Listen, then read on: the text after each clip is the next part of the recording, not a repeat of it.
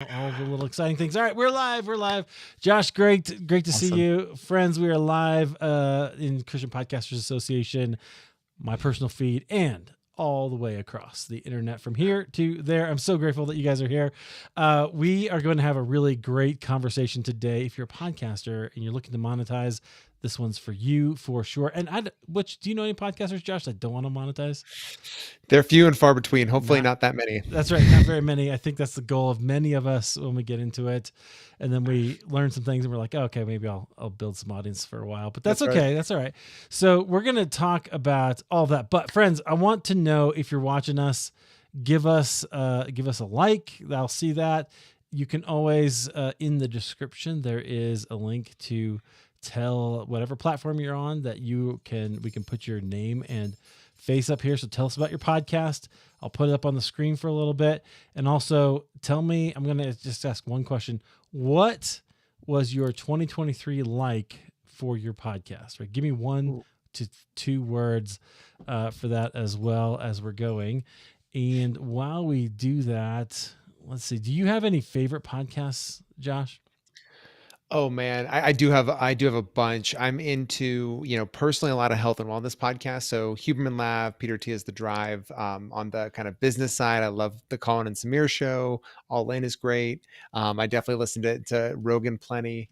One of the shows that I always love to shout out that I haven't listened to a ton, but it's one that I find fascinating is the show called Bear Grease that was made. That's a meat eater show, and the concept of the title is this idea that back in the day, Bear Grease used to be currency, right? That was part of how people would transact in the 1800s. And so this gentleman, I think his name's Clay Newcomb, is the host of it, and I just love the title. They do some fun stuff, but that's always a fun one for me. Nice. Very cool. Yeah. That's pretty interesting. Okay. Cause you're kind of a health guy.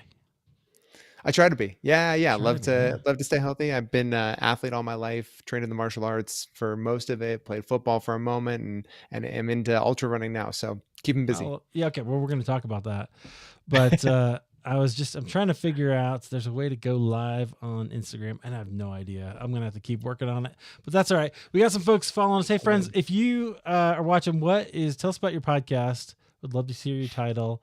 And we're just going to give a few minutes for people to pop in here. And then we're going to get going. We're going to record an episode of the Christian Podcaster today, which would be great. Keep us going. And then we're going to talk all about Supercast and podcast monetization. I can't figure this thing out, though. That's interesting. I love new technology, but I am not like I'm not like an early adopter, and I'm not like the super geekiest guy. You know what I mean? There's some people who are like, ooh, they can't wait to tinker and get in and figure it out. I'm like, that's annoying when it is like to a level of ease that that's when I get into it of a certain amount. So that's okay. That's all right. Are there certain platforms that are easier for you to jump into and learn on the go? I find that certain pieces of technology I love and I'll jump into it really easily. Other ones I'm like, yeah, hands off. I'll wait until somebody else figures out what's broken. Really good example of this for me is Kajabi. So I use Kajabi for my website because everything is in it and I don't have to have 12 different things to do all the things. So I like that. That's good. All right. There's my friend James Early, by the way. I put that up there. The Bible speaks to you. Hey, what's up, James? All right. We got a few folks watching. Okay. Well, so that's good. Really interesting podcast recommendations from you, Josh. That's good. I don't listen to a whole lot. I try to listen to some of my friends, but then these days, what's the wild card for you right now, Eric? Like, what's the one that people would be surprised that you listen to? Oh, that's a good question. I want to grab my phone and take a look. Like, what's a weird one that I sometimes listen to? The one I try not to admit to, especially my Christian podcasting groups, is Mark Maron, who's is WTF, right? Like, sure. I like his style, his interview style. I've learned a lot from, and the guy interviewed the president Barack Obama while he was president, right, in his garage. If you need that was one of the things actually that convinced me about the power of podcasting. Was when I heard about that and I went, oh man, like I have to get into this. So anyway, that's I love it. that's kind of amazing. All right, well, we're going to get started. So what we're going to do, friends, we are going to go ahead and record an episode. I'm going to put you I'm going to go all by myself on the screen, Josh.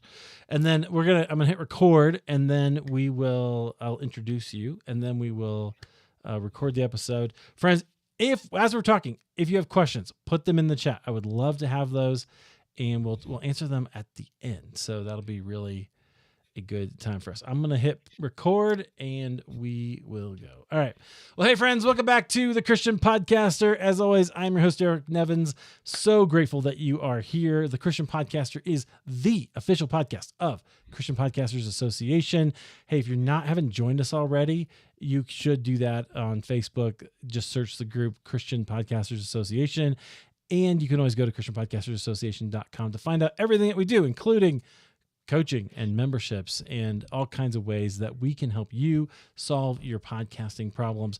I'm excited about this conversation. I've been getting to know our guest today, and one of those things, right, that we all have questions about if you start a podcast is monetization. How do you monetize your podcast? What do you do? Is there a way? I hear this question probably every single week. Somebody asks me that question. How do I actually monetize my show? Well, we're going to talk today about why subscriptions are a really great way to go for any podcaster, how this particular platform is different, and then what's actually working with audiences right now. Our guest is the leading creator of partnerships at Supercast, where he unlocks millions in recurring revenue for their partners. Oh, and he runs ultras, which I assume means ultra marathons, in his spare time. Our guest is Josh Crist. Josh, welcome to the Christian Podcaster. I'm glad to have you. Thanks for having me, Eric. I'm excited to be here. Yeah, it is exciting to meet you. We've been kind of connecting over since podcast movement, I think, and just getting to know each other a little bit. I'm pretty sure I've got a Supercast sticker on my laptop somewhere. So I've been probably seeing you guys around for a while. We won't tell. It's all right. That's good. So, but it's good to hear kind of all about that. Now, I gotta just go. Am I right about ultras? Like, tell me about how did you get into that? Yeah, it's a super funny story. So I've been an athlete my whole life, but never an endurance athlete. And 2.5 years ago, started kind of thinking about, okay, what would happen if I run? I think it really hit, during the pandemic. I said I want to, get out, but gyms were closed, didn't know what to do. So I started going for runs around my house. And one thing led to another, started going a little bit further and said, oh, this is interesting. I wonder if I could run, a half marathon. Did that and it felt pretty good. And I was like, oh, okay, I wonder if I could run the next thing up, and for whatever reason decided to just jump right into ultras and not go for the marathon itself. So I did my first one back in September, had a blast. It was a 50K and have a couple of 50 milers planned for this year. So I'm excited. Okay. Well, that's good. So I live in Colorado, and I like to make the joke, the only reason I run is if a bear is chasing me. That's it. But that's okay. I really admire those of you who can do that, and not just like marathons, but long, a lot longer. What's the most challenging thing about doing that? I think it's the mental piece of it. When you're running, no matter what the distance is, whatever level you're at running wise, you hit these points in a run where mentally and emotionally the bottom just falls out, right? And you get to the point where you start saying to yourself, "Why am I doing this? This is an awful idea." Stuff aches, stuff hurts, it's cold, it's rainy, it's whatever. You don't think you can finish. You've got a cramp, you're hungry, you're tired, you're dehydrated. I mean, there's a million thoughts that go through your head, and usually what happens is that cycle repeats itself in a race in some form or another, and you have to kind of learn how to push through it. And so I love running for that reason, because it kind of is a great training ground for those kind of moments. But man, when you're in those what I would call dark nights of the soul in the middle of a race, it is brutal. Yeah. Well, that's really interesting. I think that probably mindset little nugget that you just gave us is worth the price of admission already, because mindset pieces like that as a cycle, I've never thought of that like that before, but you're probably right. We get into them. We have to know how to get out of a mind spiral, right? That happens to all of us as podcasters as well. Mindset's one of our key pillars in Christian Podcasters Association, because everything rests on that foundation, right? 100%. It ends up being, I think, the foundation for any kind of success you want to have as a creator, period. Right. I mean, there's going to be pieces of content, whether it's podcast interviews, whether it's pieces of promotional content you put out into the world, whether it's a new concept that, you think is going to stick, doesn't end up sticking. And if the only response you have when those kind of gremlins in your head get really loud is to just kind of shrivel and run away, you're not going to find success. So I Oh couldn't yeah. agree more. I think you need to have that resilience and learn how to cultivate it. It's the hardest thing for me to see when podcasters get started, especially if you started like I did with absolutely no audience, where like who was going to listen to it? You just 2016 was a different world It's a too, but grind. yeah, you have to just keep producing content in order to get discovered. And that can be discouraging for people, especially numbers people like who are wanting to see that up and to the right stuff. Sometimes you got to plateau, and that's just the way that it goes. Okay, I want to hear more of your backstory. So you're into ultra marathons. But where are you from, and like how did you how'd you get into kind of technology like this? Yeah, so born and raised in Colorado. I grew up a little bit north of Denver, went to school at Oh CU yeah. in Boulder, and then moved up to the northern Colorado area where I live now. And yeah, like I mentioned, been an athlete my whole life. And so I've been in and out of running different businesses, owned a martial arts studio with my wife for a little bit. And then we closed that down and got that kind of happened at the same time I got into the creator space. So I started hosting a podcast with a group of former pro athletes and coaches. Mm. Loved the medium. The podcast itself didn't make it, past I think 80 or 90 episodes, but I absolutely loved the medium and really fell in love with what podcasting means. I remember I have this incredibly visceral recollection of being on a tarmac in China. My wife and I were on a trip to go train with the Shaolin monks, funny enough, or excuse me, the Wudong monks. We were out there training and we're on a tarmac and I'm listening to a podcast. I think it was Impact Theory. Tom Bilyeu was interviewing, I want to say Naveen Jain, who's the founder and CEO of a company called Viome. But anyway, the point, not so much what I was listening to, but I just remember in that moment sitting in the plane going, I want to do more with podcasts, whatever life Mm. has in store.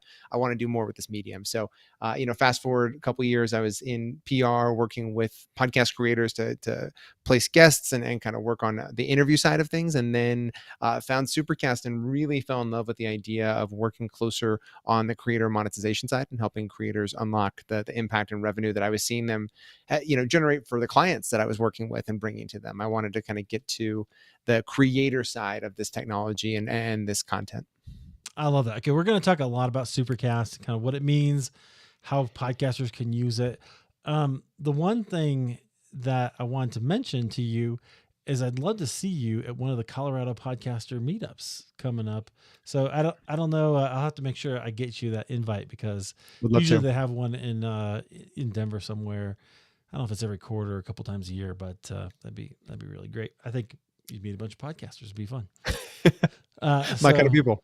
yeah, absolutely. I mean, it is the coolest time. It's one of the things about podcasting that I really love is that even though we all come from some really different places, different kind of things that we care about, different passions, maybe even different religious beliefs and all kinds of things.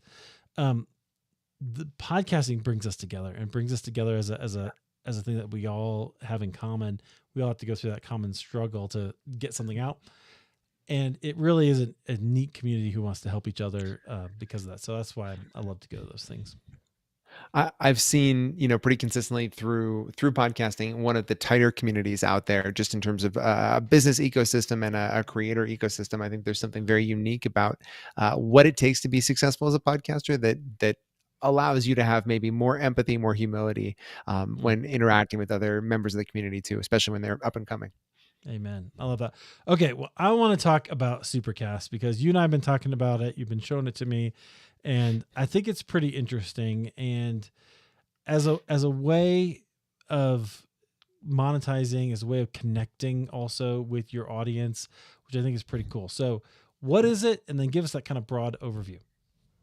Sure. So Supercast fundamentally is a subscription and monetization platform and partner with to some of the biggest podcast creators in the world. That's where we got our start. We actually, our initial foray into subscription, Sam Harris, who's a large author, writer, podcaster, had built up a really big membership on Patreon at the time. This was 2019. I think he was the fourth or sixth biggest creator at the time on the platform, and ran into a host of challenges because Patreon, which is an incredible platform, just wasn't built for podcasters, right? It was built for every creator. Right. And so, the first version of Supercast was built as kind of a custom answer to Sam's question of, hey, how do I grow beyond this thing that I have built? They had a successful Patreon, but felt like he could do more, could grow, could have better subscriber experience, better customer experience. And so we built the first version of Supercast for Sam, and it just took off like a rocket. And, you fast forward to today, our top 10 creators on the platform gross over 21 million annually just through subscription. So these are creators with, a range of different categories: news, politics, true crime, health and fitness, comedy. I mean, it's a really fascinating mix of shows. And then, on top of that, the thing that's been so powerful is we early on made a decision that, or heard from creators and really leaned into the idea that your audience as a podcaster has fundamentally already made the decision of where they want to consume your content, whether it's on Apple, whether it's on Spotify. Yes. They have a listening habit, right? They understand where they want to hear and see your content show up for them. And so fundamentally, Supercast from day one decided we're not going to be another app that your subscribers have to engage with. If you're going to deliver premium content to them and ask them to pay for it, we think you should be able, as the creator, to deliver that content wherever they're already used to getting that content from you. And so we built it from day one to be able to deliver that premium content wherever they already are. And that was 2019, and here we are, almost 4 years later. It's been absolutely incredible. Yeah. So it lowers the barrier to entry, right? Like, I think that was one of the things I've discovered with places like Patreon is, let's go to Patreon, or go to, even if it's a link, then I got to send you over to Patreon. So this is one of my questions that I had for later, but there's some advantages to that, right? For the podcaster, to have it kind of just built straight in. Totally. One of the things that we think about philosophically is that, as creators grow their audience, we really want creators to be able to do a couple of things that are unique to Supercast, but really we think important to building a healthy subscription. One being, we think you should be able to remove as much friction as possible for your subscribers. So if you're asking somebody to pay you $5, $10, $20 a month for this premium bonus content, additional content that they haven't yet gotten from you, we want it to be an easy and enjoyable experience for them as podcast listeners, right? They're used to having a certain kind of experience within the podcasting medium. We want to make sure that you as the creator can deliver a similar experience to them. So that's really important. And one of the places where we've really tried to differentiate ourselves from, say, a platform like Patreon, which again, great platform, but it wasn't built for podcast creators, right? It wasn't built to be able to deliver this content natively the way we can. And then I think the other fundamental piece, and I know we're going to talk about this more as we dig into it, but we want you as the creator to own the business you're building from day one. We want you to own the customer relationship, the billing relationship. We'll help you with customer support. We'll handle all the technical questions that your customers and subscribers might have. But at the end of the day, we don't want you to build our business. We want to be a service provider while you're building your business. And that's really important. It's a very subtle distinction in terms of the philosophy there, but we found that to be critical to the kind of long-term success we want to see. Right. I mean, it's subtle, but it's like, critical is a great word. It's very important. It's kind of a different thing. So this is one of the things that I'm not sure is appreciated, but I like to talk about as much as I can, because it is foundational to the entire online platform business, right? For instance, we just had a post in another group, in our CPA Gold group, where somebody noticed that somebody was on TikTok and they had 4 million followers and they got kicked off, right? And they're complaining that they somehow have, now they've lost 4 million followers. But if you only had that one connection to your followers in that app, you did it wrong, right? Because fundamental audience building practice is, or whatever, maybe there's another better word for that, online something, but that is to send people to your website. So we do these kinds of things, but ultimately I want you on my email list. I want you in a place. I want to have that relationship with you that I own, that I control.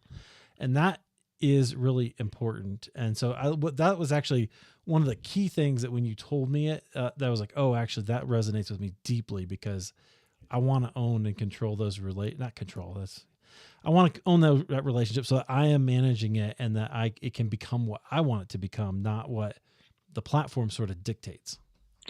I think one of the really interesting things that's happening right now in the creator space and podcasting especially is that I think more podcasters, more creators are waking up to the fact that whoever owns the wallet really owns the value of the relationship. And so whether it's YouTube, whether it's Twitch, whether it's Apple, Spotify, Patreon, it doesn't matter. These platforms, what they've recognized for a long time is that they can own the wallet of that subscriber base that you're building for them and share that revenue with you in a sense, and make sure you're able to, to have access to it. But at the end of the day, because they own that underlying billing relationship with the customer, they really have total control over the business that you're building. And it's something that once you start to see it, it's really hard to unsee, right? Because you recognize that whoever has that billing relationship locked up can really make decisions about the business. They can leverage things around the business. They can scale in a way that just isn't possible for a creator when they don't have that direct access, at least, in our view. That's how we look at it. Yeah.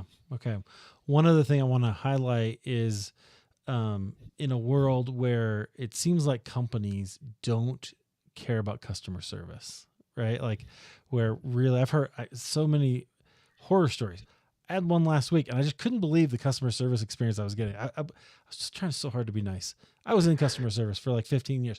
I want to be nice to customer service people, but I was like, you gotta be kidding me, man. Right, because companies don't seem to be thinking about their customers. So to hear something like, "Hey, we made a philosophical decision to actually build your business," it just delights me. I think it's really, really wonderful. Well, and I would imagine, you've gone through this too, Eric, as a creator, right? You want to be able to give your customers the best possible experience for consuming the content. I mean, one of the amazing things about podcasting is that you can consume this content on the go, right? I'd say 95% of the podcasts I listen to, and I listen to them constantly, I'm doing something else when I'm listening to the content, right? I'm walking the dogs, I'm Mm-hmm. taking the kids to school, I'm doing groceries, I'm cleaning, I'm working on something else. And so we wanted really early on to figure out, how do you map that kind of experience to the same premium content, right? I'm paying you as a customer of yours. I'm paying you this monthly subscription or access for this content. I want to be able to have the same kind of experience around the podcast that I'm used to having, if not even more enhanced, because I'm a premium subscriber. So that's really critical to us, and how we think about customer support for you as the creator. Yeah, is really foundational to what we want to see. Yeah, super powerful. Okay, so you kind of alluded to this a couple times, but the one thing that I want to know about is what's the listener experience. So for my podcasters, Yeah. they're going to care about, when I invite somebody to go ahead and get in on this, what's that like for their listeners? Yeah. So, like we said, at the start, we deliver premium content to wherever your listeners already are. So let's imagine they're on Apple, for example. The typical funnel that a subscriber will go through in terms of signing up for your premium offering will be, they'll hear about that call to action. They'll hear about your premium offering in an episode. Maybe you mention it. Maybe there's an ad read that you put in place to kind of promote the offering itself.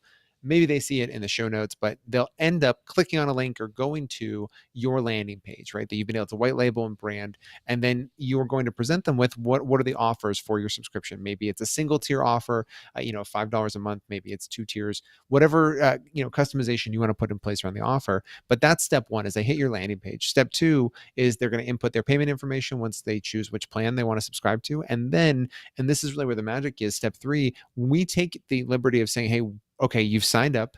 Now, where do you listen to podcasts? Do you listen on Apple? Do you listen on Spotify? In this case, we mentioned an Apple subscriber. So we're going to say, hey, great, you're on Apple. We're going to take your premium feed that we created just for you.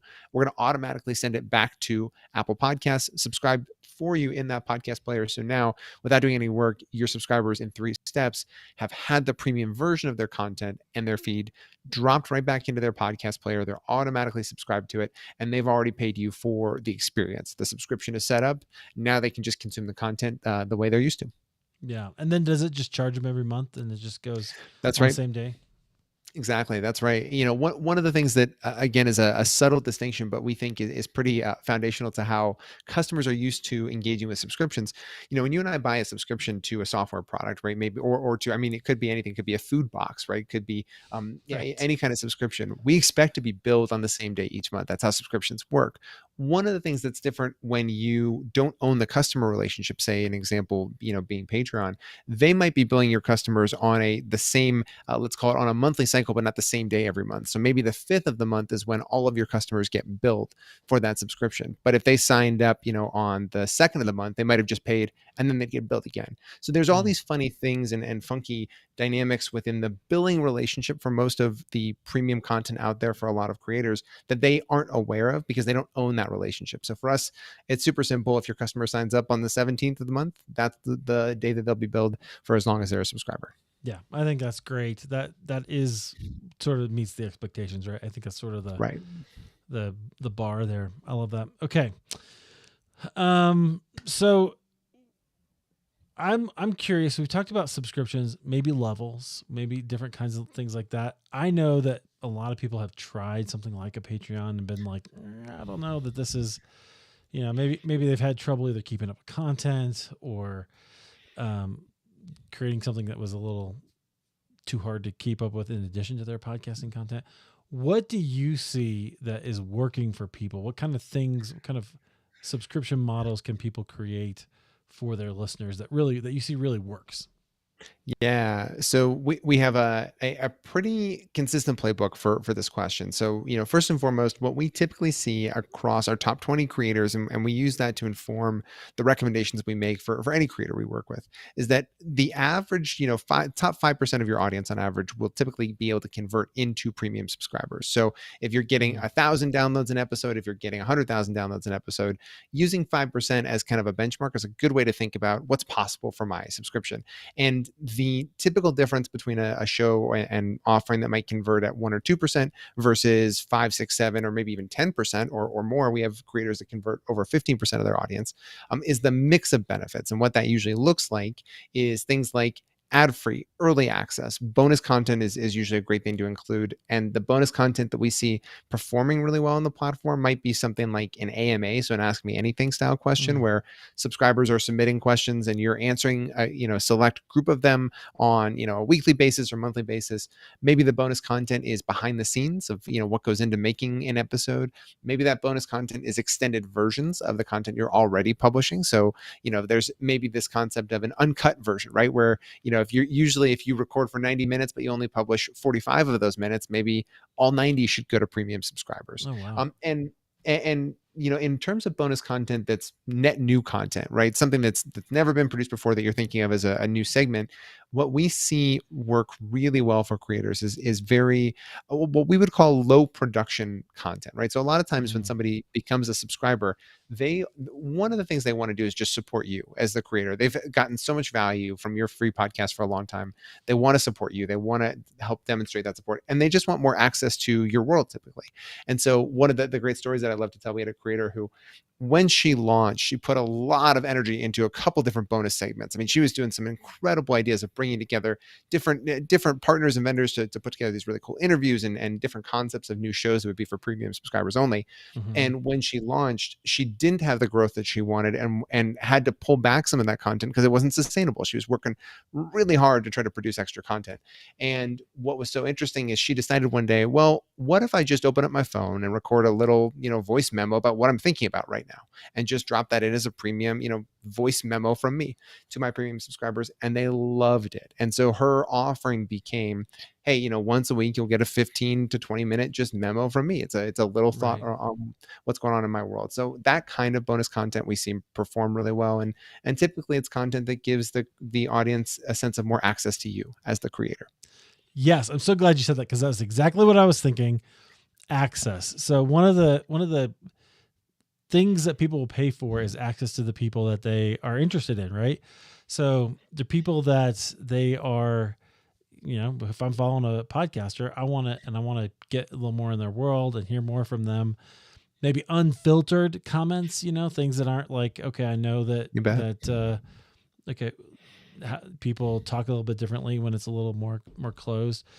They don't feel like they're performing. It's a different kind of a thing. Let me give you a few thoughts, right? So I love that. I think that's really interesting, because a lot of the things that you've just said were kind of like that, even like an unedited version. Like, that's wild to me that people would pay for less work, right? Like, why would you do that?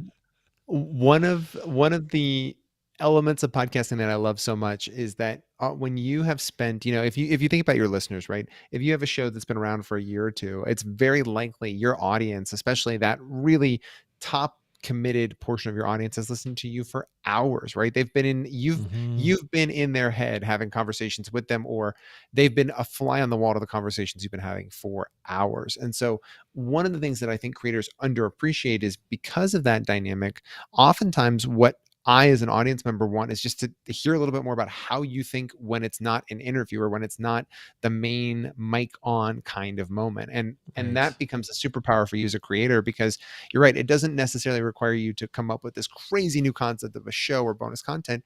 It just requires you maybe lifting the veil a little bit, right? Or dropping the editing mic for a moment and trying to give them a sense of, yeah, who is Eric beyond the 45 minutes or 60 minutes that I hear from him every week on this interview. Yep. Right. Because we have to remember about that. You alluded to this earlier, the intimacy of the medium, right? I use the example all the time. Remember radio. If you're listening to radio and you listen to the same person every day on the way to work, and then you go, hey, like you have a picture of them in your head, and then you see a picture of them, it looks very different. It's because you've been imagining them, which is a very intimate kind of a connection in your head, right? So, yeah, it makes sense that people would want more of that person. I love that example. And this is a funny one that isn't specific to podcasting, but it's totally, an example of what you're talking about. So I'm a CU Buffs fan. I went to CU. My parents both went to CU, and we've been loving the Dion stuff, right? And Coach Prime. But He's what's so making a funny big is splash here right now. big splash, right? And I've been watching the Coach Prime documentary and series on Amazon Prime. I grew up listening to Mark Johnson, who's the play-by-play caller Mm-hmm. for CU, right? Grew up listening to him. I've heard his voice thousands of hours on the radio, on TV, Yep. just Yep. forever, right? And KOA. and so yeah, exactly. And so seeing him in a documentary, which is a totally different context, I go, whoa, this is really cool. This is a totally different way to experience this person who I've had, Right. a intimate relationship with, in terms of listening to him describe something I love for a long time. Podcasting is the same way, and it doesn't have to be a brand new documentary in terms of giving them additional access. It just, you as the creator have to remember, I want to create a world where my audience can step into it a little bit more. Oh, I love that. I love that. That's like the quote of the episode right there, Josh. I want to create a world where my audience can step into it. That's so Nice. fantastic. Okay. Who do you see being successful with Supercast? And like, when is the right time in a podcasting journey to start it? Yeah, this is a great question, because there are contradicting answers that I can give. So, one of them being that, typically from an audience standpoint, if you were to come to me and say, hey, on a per episode basis, when does it make sense to really think about subscription? And if you're under 10,000 downloads an episode, we typically say, hey, you can have success, but when you hit that scale, that's where we really see subscriptions start to take off, and you can really build a healthy business that's 5-6 figures of recurring revenue.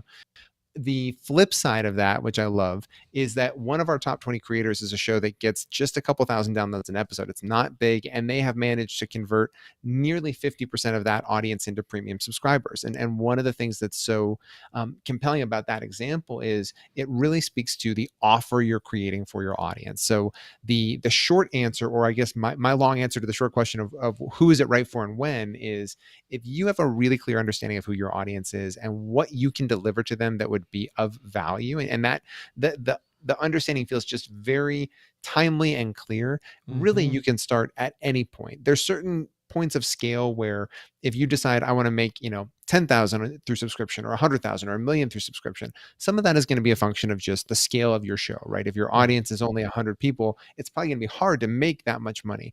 But if you have an understanding of what your audience needs, you can start right from day one. And we've had creators that launched their subscription the same day they launched their podcast and had tremendous success as a Mm. result too. So it's really about knowing your audience, I think, more than the answer being what size of show do you have or scale of your audience have you reached. Yes. Boy, I love that. That's why I hammer all the time, guys.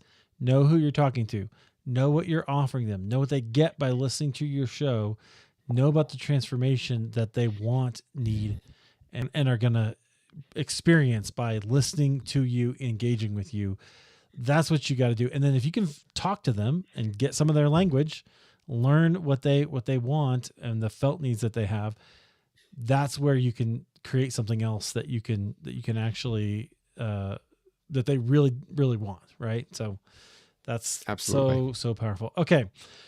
Um I'm interested. So a lot of the people in Christian Podcasters Association either starting out or have smaller audiences. You said it's like 5% of your audience. So you got to measure that as a benchmark. But if you had a smaller audience, what would you recommend? So for somebody to like jump on, try Supercast and see how that would work for them. Yeah. So the first thing I'd start with is what is your appetite as a creator for really investing in subscription? And the reason I would kind of reframe the question that way is because we always like to think about this, and we coach creators on this constantly, to think about subscription as years, not months, right? So when you launch something like a subscription, the creators that are having success aren't always having success on day one, right? This is something that takes months and months and months to build and really to compound over time, so that once you understand, hey, this is the offer my audience loves, and continue to grow your public audience and continue to focus on building that funnel and that acquisition channel, your subscription is going to grow right with it. So first question I would always ask the creators, are you thinking about this in terms of months or years? And if you're thinking about months, I would encourage you to wait until you really feel like, okay, now I can commit to this let's try it for a year and see what happens, right? So that's step number one. And once you've made that decision, then it just becomes a matter of, okay, how much bandwidth do I have, and what kind of content do I want to experiment with or offer? Do I want to experiment with for my audience? What has my audience communicated to me? Have you heard from people that they, are really tired of hearing ads dropped in the middle of your show? That's a great example that ad free might be compelling. Have you Yep. heard, or do you get questions from your audience? Are they sending you emails, social media DMs? Are you getting what feels like this, being inundated with a lot of extra questions and requests? Maybe AMA is a great place to start from a bonus content standpoint, because you don't have to come up with new ideas. You just have to answer the questions that your subscribers are already sending you. That's where we typically like to coach creators through, is to start thinking, what's your audience telling you? Once you've made the decision to go in on subscription, what is your audience telling you? And I'm almost certain they're giving you signals of what kind of bonus content would be really compelling for them.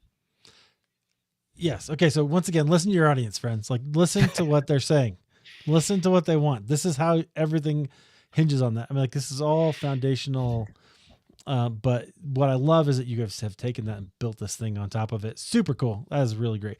Okay. I know I'm not one of the numbers guys, but I know my data heads are going to wonder, like, what kind of data do you get and how do you use it to kind of help you continue to build your subscription? Totally. So, like we talked about at the beginning, we want to make sure that you, as the creator, have as much access and visibility as you possibly can for what's happening in your subscription business. So, you're going to be able to see things like monthly recurring revenue, or MRR. You're going to be able to see gross revenue, meaning just individual transactions in the revenue you've had. You're going to be able to see who's listening to what episodes. So, how many episodes or how many downloads does a particular podcast episode get? How much engagement does a particular piece of content get? What's your conversion rate look like from the public landing page to your actual subscribers? What does the churn rate look like for your subscription? Are you, is your churn where we would expect it to be, which is, in that 2 to 3% range, or is it Tell higher? people what churn is, because they may not be Sure. familiar with that. Sure. So churn is the idea of how many people are leaving or canceling your subscription on a monthly basis, right? So if you're signing up, 10 people a month, how many of those people are staying with you over time on a monthly basis? Right. And across Supercast, what we typically see is anywhere from 2 to 3, sometimes 4%, but 4 is really high in terms of across our entire platform. I think the last time we did a, kind of trailing 12-month average, it was right about 3.5% or something in that neighborhood. So, we're going to provide those kind of analytics to you, and also make sure, like I said, that you can understand, hey, who's listening to these episodes? Are they being listened to? Are people engaging with them? And if so, you have the ability to drill into who are the people that are listening to this, who are the subscribers that are really engaging with the content too. Right. And so we use the data to figure out who am I actually reaching, and then what do they want? What do they like? How can I make more of that? Right. Exactly. I love those kinds of things. When I can make it practical like that, I like numbers. But if it's just a bunch of them, I'm like, my eyes crossed. But that's really good, important stuff. Okay, so the one thing we haven't talked about is how much does it cost, and how much? Sure. What does Supercast take? So we know that like, I guess we mentioned Patreon. Like, so Patreon takes something like 8% today, right? That's just so much. But then, okay, so how much does Supercast take? Yeah, so again, this goes back to kind of a fundamental difference between most of the platforms out there that would allow a creator to offer subscription and how we think about it at Supercast. So we don't charge a percentage of revenue. We charge a flat fee of 59 cents per subscriber per month. So when you launch on Supercast, if you are charging, $5 a month, $10 a month, or $100 a month, our platform fee is the same. So you pay 59 cents per subscriber per month, and then you've got, the Stripe transaction fees, which Mhm. are 30 cents and 2.9% per transaction. But we built that pricing model on purpose because we want to make sure that you as the creator, as you scale your offering, as you scale your pricing, your tiers, you can take home more of the revenue that you're generating because our offer and our platform hasn't fundamentally changed in terms of the value you're getting from us as you increase those different pieces. So we want to make sure you can take home as much of that revenue as possible. Yeah, I love that. So that again, that's the same kind of philosophical thing that we talked about. It was just one of the reasons I really am impressed by what Supercast does, because it's you're just paying a fixed fee, and then you guys get your cut out of that, and then we can use Stripe. And like, friends, if you're a little intimidated by Stripe, let me tell you, I was for like months one time. Like I was just like, I don't know how to do it, right? It took me 15 minutes to set up and have it connected to my website. It was super easy because they want to make it easy for you to do it too, right? Like that's just how it goes. So it's not that bad. And I'm sure it'll take just a few minutes to get going. Okay. Josh, I really love this. I'm really interested in this, and I know I've got plans actually for how I can use Supercast for maybe this podcast, but definitely one that I've got coming up that I'm excited about. So that would be great. Love it. People can learn more, obviously, supercast.com. We also have a CPA affiliate link, friends. Do you know what affiliates are? Affiliates are like, if you use my link, then that sends a little bit of your revenue back toward Christian Podcasters Association so that we can kind of help keep running as well. So if you're interested, hit me up. I'll go through and I'll post that link underneath all of these videos across the fruited plain that is the internet as well. So I love it, Josh. I want to give you the last word on this recording anyway. What do you want to leave us with about kind of what this means for podcasters? So first off, this has been a blast, Eric. Thanks for having me on. I've had a lot of fun and always love having these kind of conversations. I think the most important thing for creators to be thinking about right now, and podcasters in particular, is just how do you continuously learn and build a world where you own that direct relationship with your audience, monetization wise, and also just in general. Don't be beholden to platforms. Figure out how to build a business that is truly directly connected to your subscribers and your customers. And if you do that, you're going to be okay. Because I think more and more that's where the world is heading, and I wish more creators would kind of fundamentally think about it through the lens of, do I own this relationship or not? And if I don't, is there a way that I can? And if so, that's where I should be focused. Perfect. I love it. Thanks, Josh. All right. Well, hey, friends, that's our episode of the Christian Podcaster. So if you just watched it with us, that'll be out on the podcast feed here in, I don't know, a couple of weeks. Josh, what I loved about this conversation, and before I ask the question or tell you that, friends, if you have questions, put them in the chat, right? Put them under the video so I can ask Josh these questions. What do you want to know? What do you need to know in order to become a fan of Supercast like I am? Here's what I love, what we did with this conversation, and it's because of the way that you guys have structured your company. We talked about the fundamentals of online business building, right? Of online content creation. And I just love that because I think I don't get a chance to do that all that often, except for when I'm kind of creating those spaces. And in this case, it also can be really, really helpful in kind of a practical example. So I thought that was really great. It's the thing I love talking about the most, Eric. Honestly, I spend most of my days on calls with creators talking through subscription specifically, but at the end of the day, that's just a piece of this puzzle as a business builder, which is what creators are, right? You're building a business around the content and community that you've put together and brought together. So I get way more energy out of thinking through what are the kind of fundamental pieces of how you should be thinking about the business that you're building as a creator, rather than is it this platform or that platform or this technology or that technology. Subscription is great. That's where we play specifically, but anything we can do to support creators is really what gives me a lot of energy. I love that. Okay. This is a great question from Paula. Paula's got a great podcast. And she says, So do they replace their hosting company? Which, yeah, can you want to answer that? Yeah, of course. So thanks for the question, Paul, and thanks for jumping on.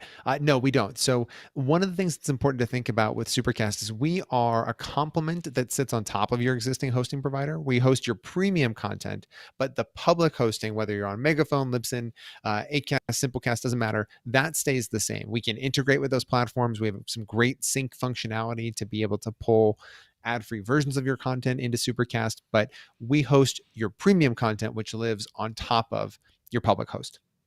Yeah, which is great. That's perfect.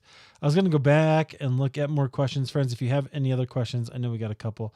Let's see. This person can't see their name, but it says 45% of my listeners listen on the Buzzsprout player on the show notes page on my website. How would that work?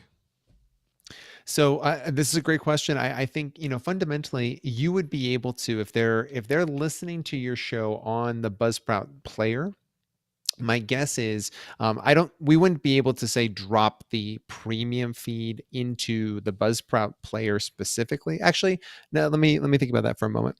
We can deliver a premium podcast feed anywhere that RSS feeds are accepted. So if your subscribers are using the web version of Buzzsprout, I don't know if this would work, but if they're on the web version of Buzzsprout, I would recommend directing them to your Supercast web version where they can consume the content too, if that's kind of how they're used to listening to it.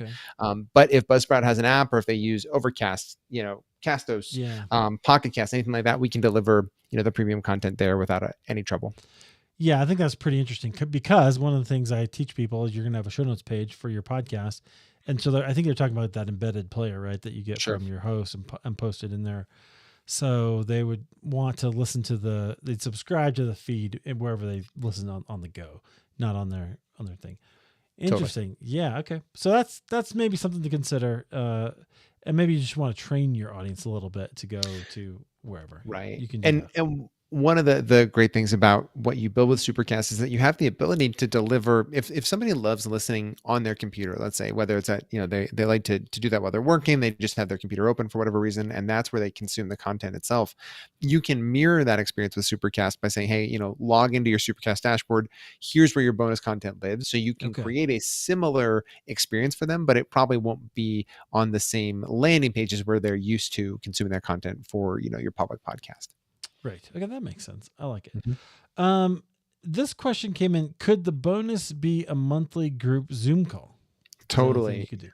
Yeah, we see creators exploring the live interactions more and more, and I think it's a great question and a great way to be thinking about this. So, when we use the term AMA, that takes typically two different kind of structures, right? One of them might be an asynchronous AMA where they're sending in questions. We have a tool built into Supercast that hosts and houses all of those questions for you and creates a repository for you. But if you wanted to do, instead of, hey, let me collect questions, record my answers to them and publish that as an episode, if instead you said, hey guys, join me monthly on a Zoom call, we'll hang out, I'll choose 5 questions ahead of time to answer, and then we'll have some back and forth. That's a great benefit. And we see creators leaning into that more and more. So absolutely. I love it. Yeah, that's a great way to go too, because then you have some questions to start with, and then you kind of can get some questions. Okay, so here's one that came in on Facebook earlier before we started recording. Is it possible to have a free tier with Supercast, or is it only for paying subscribers? This is a great question, and we've gotten this more recently. Currently, there isn't a way to do a free tier on Supercast, and one of the reasons why is we really think of the free tier as your public podcast. So everything that we've done with Supercast is we've built the platform to be focused on the content itself, your premium content. And so if somebody is listening to your public podcast, like we talked about in the interview, they've probably listened to hours and hours and hours of that content for free, right? It's been maybe ad supported, but that doesn't cost them anything. And so currently we don't have the ability to structure that free offering. You can certainly do trials. So if you're interested in offering your subscribers, hey, 7 days free, 14 days free, a month free, things like that before they're charged, absolutely. But we don't have a free tier functionality built in. You might do, if you're looking for something free too, you might want to give that away on your website anyway, right? As a PDF or some sort of thing. So like that, right? Where you're like a lead magnet really is what you probably want to do on your website to get an email address. This is going to be kind of for your premium people who are really into what you're doing and they want to, whatever, support you in some way. Yeah, I love it. All right, friends, if you got any other questions, you can ask them. I love that. Okay. I was just thinking, Josh, so you're doing all this running, but you're doing it at altitude. Like you're doing it up here, That's man. right. That's Yeah, it's been a fun challenge. My wife and I are in the process of renovating a cabin up in the mountains too. So we're oh, good. we're at 10,000 feet. Probably a couple weekends a month, and I try to get a run in when I'm up there. So that's been fun and challenging, but amazing. I wouldn't trade the Colorado air for anything. Yeah, I love that. Okay, so somebody else asked, how do you offer bonus content? But that's part of a package, right? That you create a kind of subscription, and then it's inside of that membership. It goes directly into the RSS feed, this kind of new feed that they've got from you. Exactly. So yeah, from a technical standpoint, the way this works is that, on your subscriber's phone or wherever they get that content from a listening experience, the content is delivered in the same way. So it's a premium RSS feed. It is a single feed that's created just for them. So it literally says, and you'll see this, call it Breaking Points is one of our top creators in a show that I listen to quite a bit. It might say Breaking Points for Josh, right? And it'll literally have your name on the feed because Mm. that's what it's created for. From a uploading standpoint, how do you produce the content? Supercast has a really easy to utilize interface in terms of adding, and uploading the audio content or video content that you want to publish to your premium subscribers. So from a technical standpoint, very easy to work with, and then it's delivered right into their podcast player. I love it. Okay, we got one more here. Cool. Follow up from the question about listeners on my show notes page. I could send a link to where it would be. Let's see. You bet, James. Yeah, totally. You So and the question is great because it kind of gets you thinking about a funnel, right? Thinking about how do I acquire premium subscribers? Yes. And so when this is one of my favorite topics in terms of working with creators, because oftentimes we undervalue and kind of jump over the step of, well, where do people hear about this and how do they engage with and find their way to your premium offering? And so absolutely, you can have a link on that show notes page where, and that's what we'd recommend. You'll see if you click on a Supercast and check out any of the existing, premium offerings, you'll see that these creators, if you go to their websites, they will have a link to their premium page in every show notes page, maybe directly on their homepage. There'll be, for example, a join the premium membership or something like that in their navigation bar. But yes, absolutely, you can drop that link wherever you want to. You can even embed the plan cards right there on your website if you wanted to as well. Right. So people can sign in and listen from their thing. Okay, I love that. So that was James. Let's see. Okay, John just has a comment about living in elevation. So he's living the Cinco de Cristos. I've never been over there yet, actually, in 20 years of living here. So where is that? I feel like I should know. Southwest. So where? Okay, like, so you know where the sand dunes are? Yeah. Well, Alamosa, that kind of area. Yeah, like the sand dunes kind of off over that way, closer to like Four Corners. So, all right, I love it. It's gorgeous over there. If you haven't been to sand dunes, friends, you gotta. Beautiful. It's really fun place. You can sled down the sand dunes. Anyway, all right. So you got a little geography. Shoes. It's hot. Yeah, that's right. Sandals or something. All right. Friends, so you got a little geography, you got a little running, you got a whole lot of podcasting and memberships and monetization. So, friends, work your audience, know your audience, understand what they need, and use tools like Supercast. I'll be posting the link if you want to try it out. You should definitely do that. Josh, thanks so much for being here. I'm sure we'll be in touch, and I really do appreciate it. It's been a blast, Eric. Thank you again for having me and everybody for watching and staying on with us live. That's a lot of fun. So I hope everybody